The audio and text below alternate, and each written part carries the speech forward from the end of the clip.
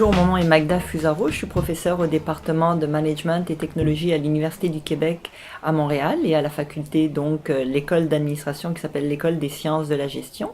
Je suis également titulaire de la chaire UNESCO en communication et développement pour les technologies de l'information. Le défi d'un dépôt institutionnel réside, je dirais, en 3 temps et 2 mouvements. Premier temps, il faut configurer l'archive et ça, c'est quelque chose qui sur le plan et technologique et organisationnel est difficile. Le deuxième temps, c'est la mise en œuvre de l'archive sur le plan organisationnel. De quelle manière l'institution met en place les moyens permettant à la communauté des chercheurs de connaître, pour déposer, pour favoriser, pour rendre accessible.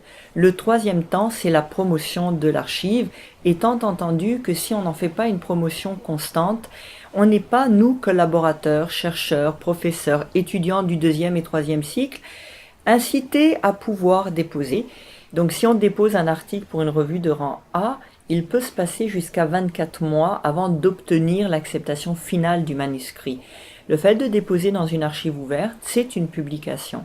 Et parfois, on n'a pas nécessairement envie de déposer un article de 30 pages dans une revue de catégorie A, on veut simplement déposer un résultat de recherche. En cela, une archive ouverte me semble être intéressant. Il y reste quand même des obstacles. Ces obstacles sont de l'ordre de l'apparente complexité.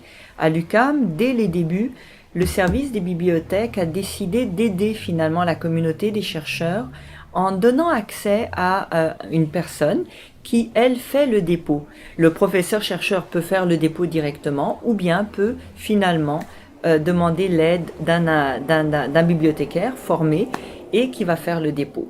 Le deuxième petit obstacle, c'est finalement le temps. Ça prend du temps puisque, je vous le mentionnais, il y a une apparente complexité.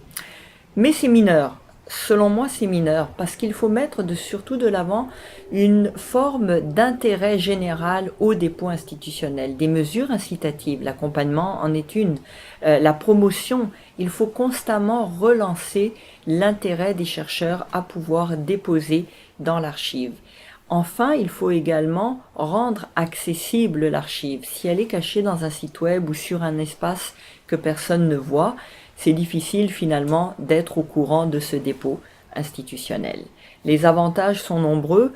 Le principe même de rendre accessibles les publications, c'est de l'ordre quasiment finalement du devoir que l'on pourrait avoir comme institution, comme faculté, comme département et bien sûr comme professeur-chercheur.